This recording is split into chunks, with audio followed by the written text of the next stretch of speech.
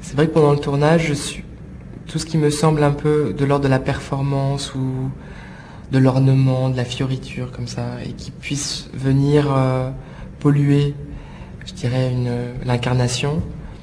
Ça peut sembler tout ça un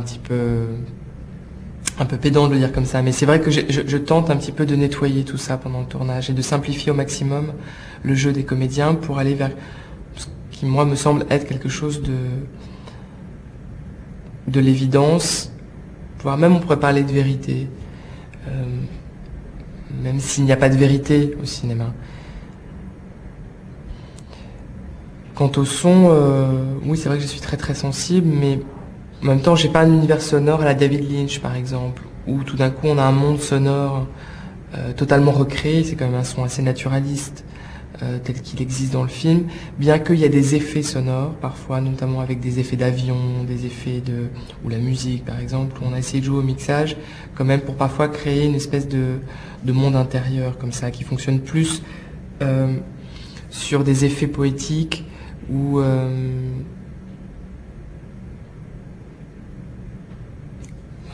D'accord. Les comédiens justement du film sont tous des comédiens amateurs, des gens que vous avez rencontrés. Comment vous avez trouvé en fait ces différents comédiens, notamment Stéphanie Micheli, c'est ça? Michelini. Pardon. Alors, ils sont pas tous comédiens, comment dire, ils ne sont pas tous des non-comédiens. Il y a deux, Yamine par exemple, qui joue le rôle de Jamel, et quelqu'un qui est un acteur maintenant, avec qui j'ai fait 2 films déjà. C'est le 3e qu'on fait ensemble. Josiane Stoleru, qui joue la mère, est une actrice qui joue beaucoup au théâtre et aussi au cinéma. Par contre, les 2 autres rôles principaux, qui sont le rôle du russe et de la jeune transsexuelle, sont des non-acteurs, donc ils étaient totalement vierges par rapport à l'expérience de cinéma, d'un tournage. Et c'est vrai que moi je suis souvent très ému de faire tourner pour la première fois des personnes, parce que, je sais pas, il y a quelque chose qui est... Je pense que cette virginité crée quelque chose, elle apporte quelque chose au film, où ils ne sont absolument pas dans la fabrication, ils sont même dans la capacité de ça en fait. Ils ont très très peu de distance par rapport à ce qu'ils doivent faire, et que j'ai le sentiment qu'à un moment, du coup, ça me permet, moi, de mêler à la fiction une part documentaire sur eux. Et c'est ce que je trouve, moi, souvent de plus beau dans un film, c'est quand tout d'un coup j'arrive à voir les personnes et plus la part fictive en fait du film. Et Yamine par exemple, qui savait très très bien ce que j'attends souvent des comédiens, les a beaucoup aidés dans ce sens d'ailleurs. Parce que Yamine arrive encore avec moi, je trouve, à me donner des choses de lui inédites et je pense profondes, qui le caractérisent lui vraiment, quoi. Voilà. Donc il a vraiment beaucoup joué dans ce sens, et les comédiens il les a beaucoup aidés en fait. Sinon Stéphanie, je l'ai rencontrée par hasard parce qu'elle fait pas du tout partie du milieu trans, et c'est grâce à un ami, par un casting sauvage en fait, où on l'a rencontrée. Et dès que je l'ai vue, j'ai été saisie en fait par elle, parce que Stéphanie n'est pas du tout quelqu'un qui je dirais, a un côté créature. Parfois, certaines transsexuelles peuvent avoir une féminité outrancière ou peut-être très artificielle, ou certaines pas du tout. Hein. En tout cas, Stéphanie était plutôt, elle, du genre, je dirais, discrète, pas du tout dans la surenchère, en tout cas. Et ça m'a saisi tout de suite. En plus, elle était elle avait une voix très douce comme ça, elle était très discrète, très timide, un peu comme elle est dans le film. Et ensuite, on a fait des essais avec elle. Je lui ai à peine rien dit.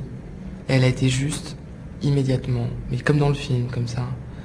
Et alors là, bon, vous avez rien à dire, quoi. Enfin, quand une personne comme ça s'impose à vous, ben voilà, vous avez plus qu'à dire, faisons le film ensemble, quoi. Enfin. Et j'aime beaucoup en plus que quand ce genre de choses arrive, quand vous n'avez pas à choisir dans le fond, et que ce sont finalement les événements qui s'imposent à vous et qui font que voilà, les choses se passent comme ça. Ouais, C'est très étonnant parce que on peut pas parler de direction d'acteur à ce moment-là. Vous employeriez, pardon, pas le mot, si. Disons que c'est ambigu, c'est-à-dire que il faut que j'arrive suffisamment à les mettre en condition pour qu'ils puissent s'abandonner, pour créer justement ce désir chez eux d'arriver à oublier qu'il y a un plateau, qu'il y a toute une équipe derrière, et moi en premier lieu, et qu'ils arrivent tout d'un coup à oublier tout ça et à s'abandonner. Ça demande une certaine mise en condition, à laquelle on n'arrive pas toujours d'ailleurs. Il y a des moments où ça marche absolument pas. Et le film est fait de ces limites-là d'ailleurs.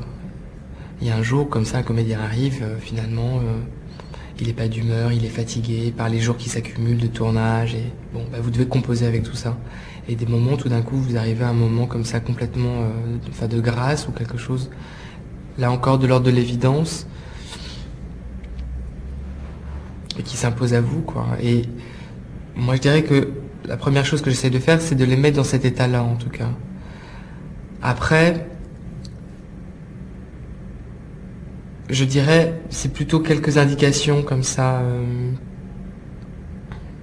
qui sont vraiment de l'ordre du détail, en fait, qui me permet peut-être de les aider justement à nettoyer ce qu'on se disait au début, c'est-à-dire d'éviter la surenchère, d'éviter les effets, d'éviter ce genre de choses, quoi, et d'essayer d'aller au plus simple, en fait, de pas chercher à tout d'un coup se reposer sur des artifices qui leur donnent eux le sentiment peut-être d'aller plus loin et d'être peut-être d'interpréter de façon plus forte émotionnellement, alors que dans le fond c'est le contraire. J'ai l'impression que moins c'est plus. J'arrêtais pas de leur dire toujours. Donc toujours nettoyer comme ça. À un tel point que par moments ils me disaient mais je fais rien, ça va être chiant et tout ça. Je leur disais mais non, c'est incroyable, il y a quelque chose comme ça qui se dégage de vous, qui est que moi je trouvais bouleversant, quoi, souvent. Donc et eux ne partageaient pas ce sentiment-là au moment où en fait ils jouaient.